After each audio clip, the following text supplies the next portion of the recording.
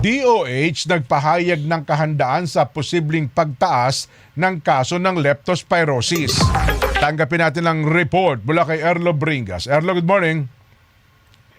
Idang mga Kuya Jen, pinaiikti ngayon ng Department of Health o DOH ang paghahanda sa posibleng pagtaas pa ng mga kaso ng leptospirosis dahil sa malawakang pagbaha. Kabilang dyan ang pagpapalakas pa ng referral system para maiwasan din ang pagdagsa ng mga pasyente sa iisang hospital lamang.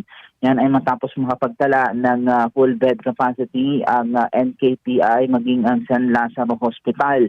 May 33 DOH hospital sa Metro Manila, Region 1, 2, 3 at CAR na may aktibong leptospirosis fast lane o express lane para sa mga pasyenteng kailangang ma-ospital.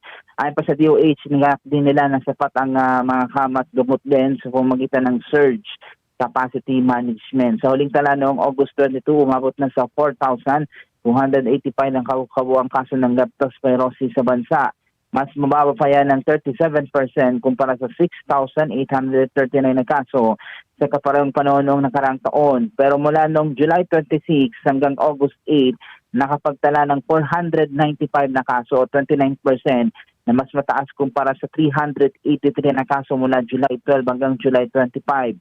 Pinakamaraming naitalang kaso sa NCR, Region 2 at Region 3. Inaasahan naman ng DOH na posible pang tumaas ang mga kaso na yan dahil umaabot sa 5 hanggang 15 araw ang incubation period ng leptospirosis.